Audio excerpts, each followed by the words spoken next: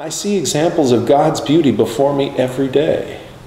I see the beauty of the flowers unfolding before my eyes. I see the beauty of the waves on the beach, the snow-capped mountains, the full moon in all its glory, and in the love and kindnesses that one person expresses towards another. Certainly, if we were to receive the word of the Lord and were smart enough to recognize it as such, how would we respond? Would we do as Jonah and purchase a ticket to get out of town as fast as possible, going the opposite direction from the way we had been instructed to take? For me, I imagine I would probably procrastinate.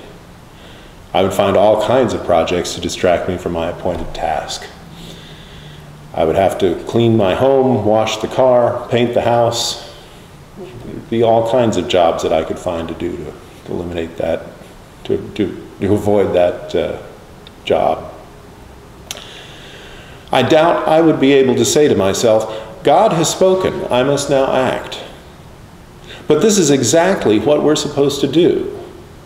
How many of us are able to realize that and act accordingly, especially if we had other conflicting plans? In Jonah's case, God imposed a great wind and a tempest in the sea, which caused all those on board that ship to fear for their lives.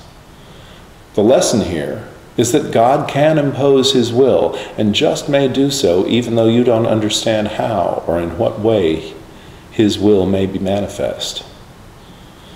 So as we enter into a new year, which signals the start of a new decade, let us take a moment to listen to that inner voice, that healing voice of God, and see if we can discern what plans God has for us in our future. We can do this in prayer and in meditation. Once we receive our instructions, we must then make the agreement with ourselves that we will go forward and rise to the occasion and meet that challenge we have been given. As we enter into a new decade, why not take this opportunity to listen to that inner voice? Ask God how to make that fresh start. Listen for the answer. And go forward using that knowledge you've gained to improve your situation in whatever way is appropriate. You know that with God all things are possible. Knock on the door and it shall be opened. Ask and you shall receive. Thank you for your attention this morning. Join me now in the acceptance statement. Now may the light illumine our mind with wisdom.